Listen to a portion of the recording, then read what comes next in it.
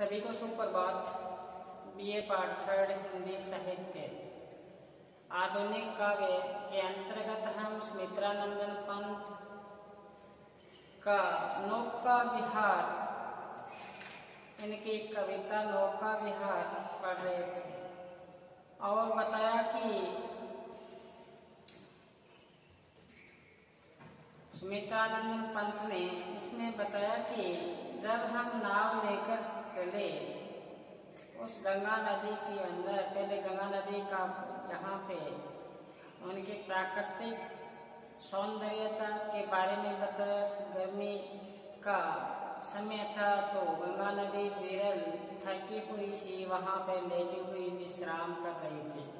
फिर बताया कि एक नायिका का आरोपित करते हुए गंगा नदी का यहाँ चित्रण किया है। फिर कवि यहाँ कह रहे हैं कि नौका में उठती जल हिलो, हिल पड़ते नभ की ओर छोर। जैसे हम उस गंगा नदी में हम प्रवेश किया नाव लेकर, तो कहते हैं नाव प्रवेश किया तो हिलोरे उठने लगी, ऊंची ऊंची हिलोरे उठने लगी, तो ऐसा लगा जैसे आसमान है वो भी डोल रहा हो, हिल रहा हो चारों तरफ से। और हम लेकर नाव चले सत्वर, हम जल्दी जल्दी नाव लेकर वहां पर चले और चांदनी का प्रथम पहर हम चले नाव लेकर सत्वर। चांदनी रात का प्रथम पहर के बारे में चर्चा की और आपको साथ साथ में यहाँ पे अंकित किया, आपने उसको अपने रजिस्टर में अंकित किया होगा। अब पिछले एग्जाम में सुमित्रानंदन पंत की व्याख्या पूछी गई थी कि जो जो लगती नाव उस पार मन में उठते आलोकित सत्य विचार। जिस प्रकार नाव उस पार लगती है तो मन के अंदर विचार उठते हैं कि ये जो नाव है ये जीव रूपी नाव है, जीव रूपी नाव है। उसी प्रकार हमारा जीवन मिला है। आज हम उस नाव की तरफ आगे चले जाएंगे, उसी किनारे पे चले जाएंगे। तो ये यहाँ पर रूपक के माध्यम से बताया है कि इस ही जग का कर्म और शाश्वत इस जीवन का उद्गम। एक नाव के माध्यम से, नौका विहार के माध्यम से कवि ने इस जीवन की तुलना भी इसके साथ ही की है। तो ये गत एग्जाम में, ये पार्ट थर्ड एग्जाम में व्याख्या पूछी गई थी, बहुत महत्वपूर्ण है। हर बार सुमित्रानंदन पंत की प्रकृति चित्रण के अंतर्गत इनकी व्याख्या पूछी जाती है। तो चले हम इनकी आगामी व्याख्या के लिए कि अब पहुंची चपला बीच धार, अब पहुंची चपला बीच धार, छिप गया काम चांदनी का कगार। तो आप ये तैयार रहें। अब रजिस्टर पर आप साथ साथ में उतारें, साथ साथ में बोर्ड पे अपने सह प्रसंग व्याख्या करते हैं। तो क्या बताया है कवि ने, देखो कि अब पहुंची, अब पहुंची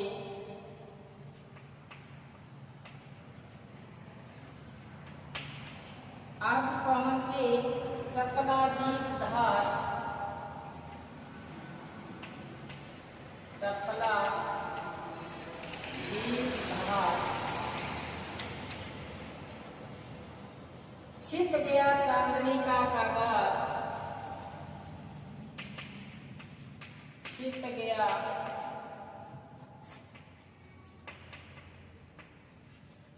चांदनी का कगार।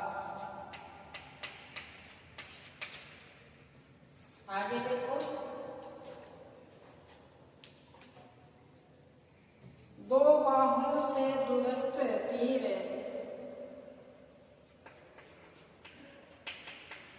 दो बाहों से दुरस्त तीर धारा,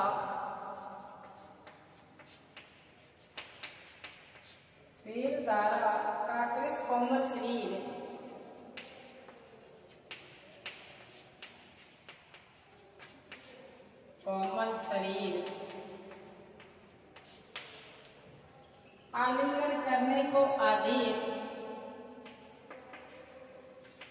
आलिंगन करने को अधीर। एक एक पंक्ति बहुत महत्वपूर्ण है, ध्यान से सुनना। आगे देखो, अति दूर, अति दूर क्षितिज, अति दूर क्षितिज पर विपटमाल, विपटमाल लगती भूरेखा सी अराल, लगती रेखा सी आराम। ए पलक नभ नील नयन, ए पलक नभ नील नयन विशाल, विशाल माँ के उर पर शिशु सा, माँ के उर पर शिशु सा,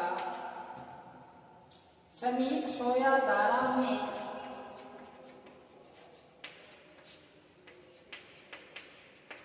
सोया धारा में, धारा में एक दीप,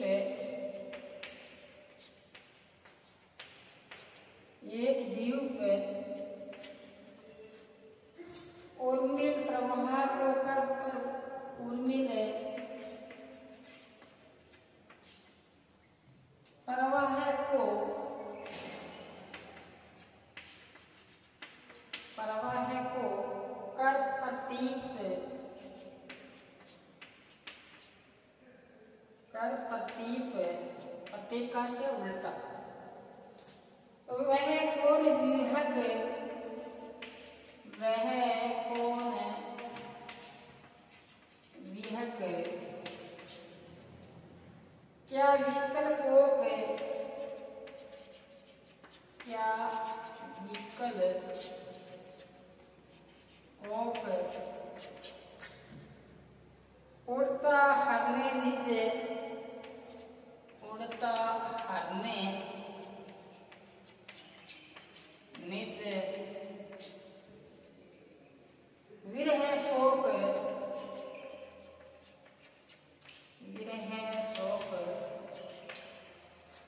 छाया की छाया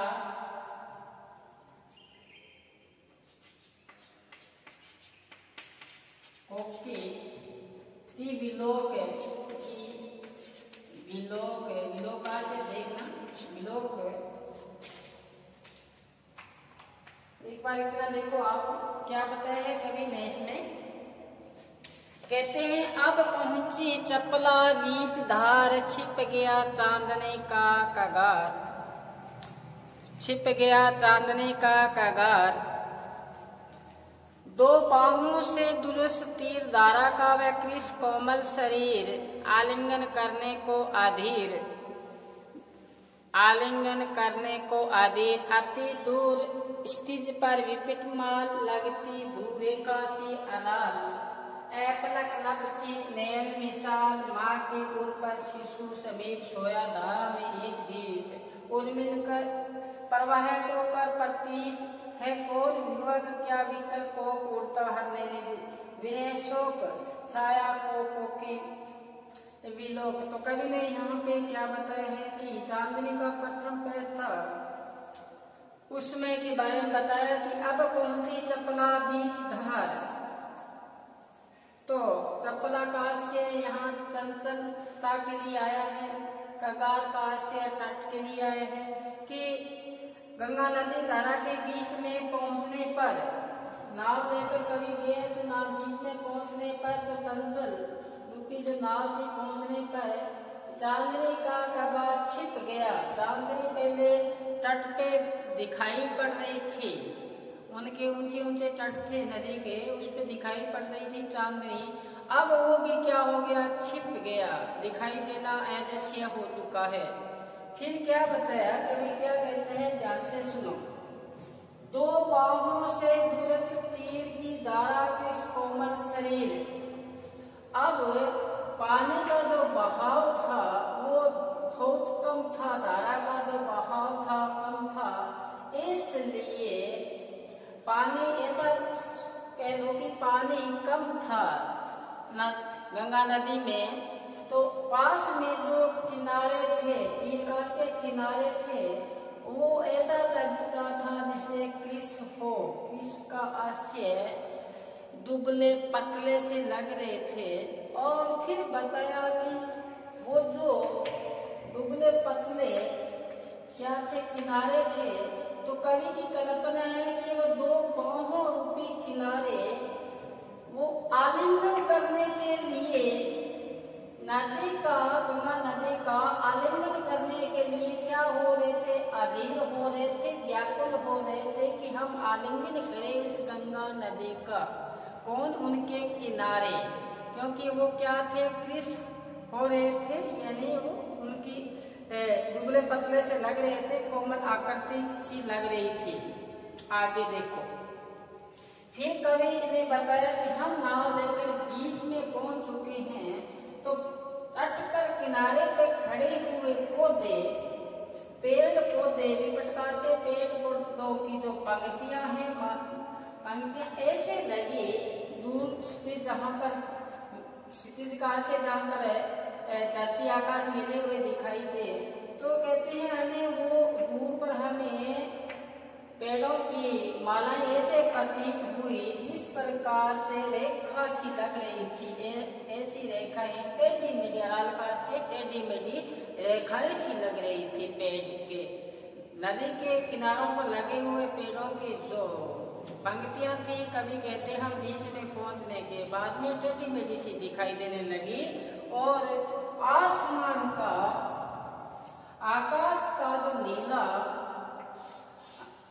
जो आसमान नीला था, वो ऐसा लग रहा था आंखें खोलकर, बड़ी बड़ी आंखें खोलकर हमें निहार रहा हो, आंखें कोई टकटकी से हमें निहार रहा हो, आसमान पूरा हमें निहार रहा हो, उस नाव को निहार रहा हो, उस गंगा नदी को निहार रहा हो। फिर देखिए आगे, फिर कवि कहते हैं कि उस समय उस गंगा नदी के बीच में एक द्वीप था।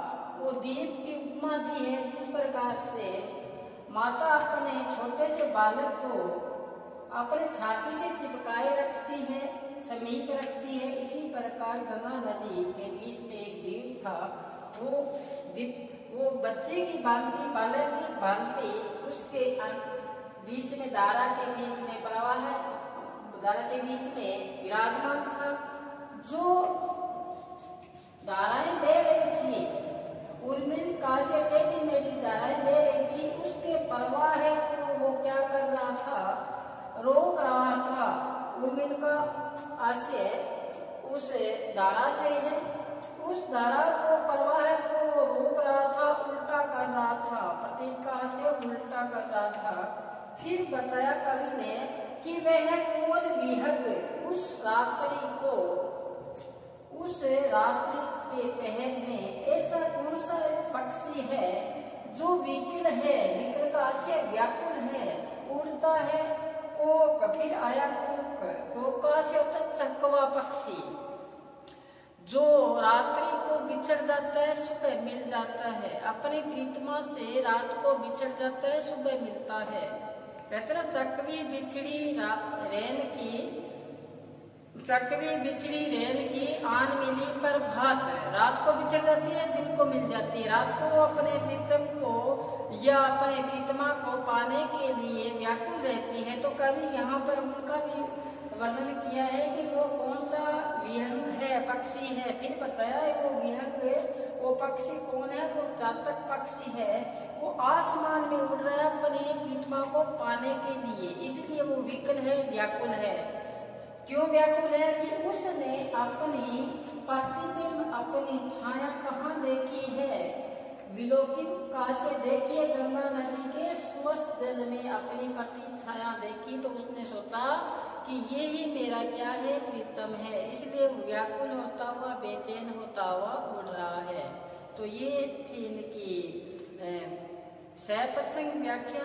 सुनो ध्यान से कि अब पहुंची चपला बीजदार, बीच में पहुंचने के बाद में कवि ने क्या बताया है, दोनों जो किनारे हैं वो आलिंगन करने के लिए अधीर है, पेड़ पौधे लगे हुए हैं, ऐसा लगता है जैसे क्या हो, टेढ़ी सी रेखाएं प्रतीत होती है, आसमान खुला हुआ पूरा आसमान आंखें फाड़ फाड़ कर किसका दर्शन करना चाहता है, उस प्राकृतिक शोभा का, उस गंगा नदी का, उस नाव का।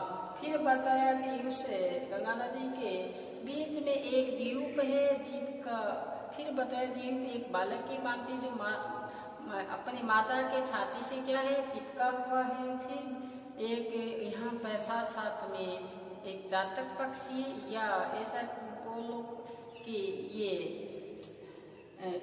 जातक पक्षी कौन है, वह जो विकल्पोक चकवा पक्षी के लिए भी यहाँ पे आया है।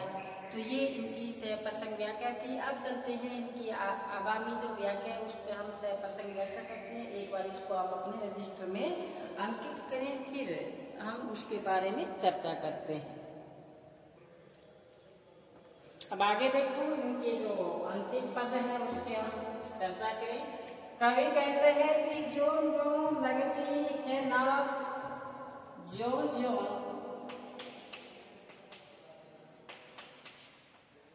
ज्यों ज्यों लगती नाव, ज्यों ज्यों लगती है नाव, उस नाव पार और में आलोकित सत्य विचार, और में आलोकित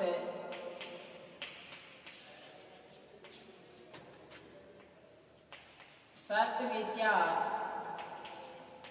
बहुत महत्वपूर्ण है, ध्यान से सुनना कि ज्यों ज्यों लगती नाव, ज्यों ज्यों लगती है नाव उस पार और में आलोकित सत्य विचार, इस धारा सा ही जग का कर्म, इस धारा सा ही जग का कर्म,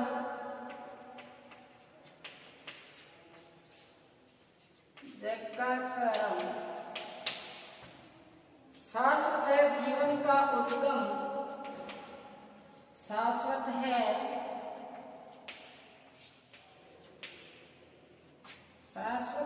जीवन का उद्गम,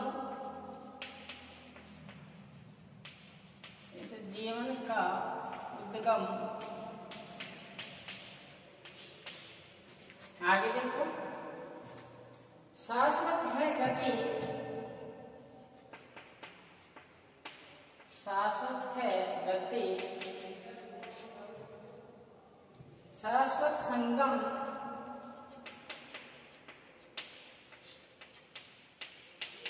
शाश्वत संगम, शाश्वत नभ का नीला विकास,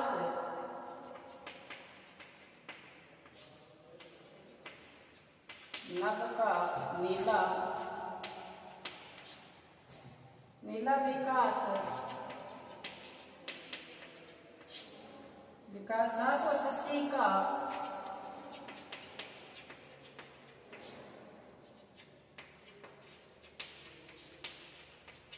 शाश्वत शशि का यह रजत हास, यह रजत हास। फिर देखो, शाश्वत लघु लहरों का विलास, शाश्वत लघु लहरों का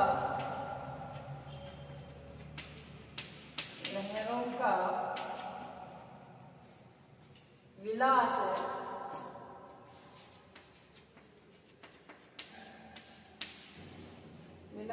हे जल जीवन के करंदार, हे जल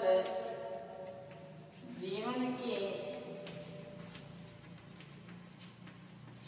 करंदार, हे जग जीवन के करंदाचिर जन्म मरण के आर पार, फिर जन्म मरण के आर पार शाश्वत जीवन नौका विहार, शाश्वत जीवन नौका विहार। मैं भूल गया अस्तित्व ज्ञान जीवन का शाश्वत प्रमाण, करता तुमको अमरत्व प्रदान। तो इस पे हम चर्चा करते हैं। तो कवि ने बताया कि जो जो लगती नाव उस पार, मन में उठते आलोकित विचार, कि नाव जिस प्रकार से आगे आगे चली, तुम कवि के हृदय के अंदर सैकड़ों विचार उमड़ के आए। नाव लेके चला है, इसको लौकिक से अलौकिक जोड़ते हुए एक जीवन का रूपक देते हुए नौका को कवि ने यहाँ पे बताया है कि गतिशील चक्कर है ये, कि इस धारा सा ही जग का कर्म, संसार का कर्म ही इस धारा की भांति है, शाश्वत है जीवन का उद्गम। हम जन्म लेते हैं, फिर मृत्यु को प्राप्त होते हैं, जन्म लेते हैं, मृत्यु को प्राप्त होते हैं, आगे से आगे ये चलता रहता है। जीवन की नाव इसी प्रकार आगे चलती रहती है। यही बात यहाँ बताई है कवि ने। एक रूपक देके नौका विहार का जीवन के साथ जोड़ा गया है और लौकिक से अलौकिक यहाँ पे वर्णन किया गया है कि ये जैसे जैसे नाव आगे बढ़े तो हृदय में विचार उठा कि इसी प्रकार जग का कर्म भी यही है। जैसे स्मितानंद पंत ने एक जगह लिखा है कि आज बचपन का कोमल गात, जरा का पीला पात, 4 दिन की सुगध चांदनी, फिर अंधकार अज्ञान। तो इसी प्रकार इसमें बताया है कि शाश्वत है गति, इसकी गति भी शाश्वत है, इसका संगम भी क्या है, शाश्वत है। आसमान का जो नीला विकास है वो भी शाश्वत है। शशि और चंद्रमा की रजत रूपी चांदनी, ये भी क्या है, शाश्वत है, ये सब रहने वाली है सदैव। फिर बताया कि सागर में उठने वाली लहरें, ये भी क्या रहती है, शाश्वत रहती है। इस प्रकार कवि ने फिर बताया कि हे जग जीवन के कर्णाधार, कवि कहता है कि सांसारिक जीवन के कर्णधार, इस संसार में जन्म मरण रूपी नौका सदैव पार होती रहेगी। जीवन रूपी जो नौका है वो भी पार होती रहेगी, इसलिए ये जीवन रूपी नौका है, ये भी क्या है, शाश्वत है। तो कवि ने बताया इसमें कि मैं भूल गया अस्तित्व ज्ञान। कवि कहते हैं कि मैं विधाता के इस नियम के अस्तित्व को भूल रहा था कि जीवन विहार का यह ज्ञान मुझे अब प्राप्त हो चुका है। और फिर क्या बताया, मुझको करता अमरत्व दान, जो मुझे क्या करता है, श्रेष्ठ प्रदान करता है, प्रमाण देता है। तो ये कवि ये रचना थी नौका विहार से, जो आज हमने पूर्ण कर ली है। आगामी हम इनकी रचना मौन निमंत्रण पढ़ेंगे। तब तक आप मौन निमंत्रण पर थोड़े इनके पढ़ना, जो आपके आसानी से समझ में आ जाएगी। तो आज बस इतना ही। घर पर रहें, सुरक्षित रहें और पढ़ते रहें। धन्यवाद।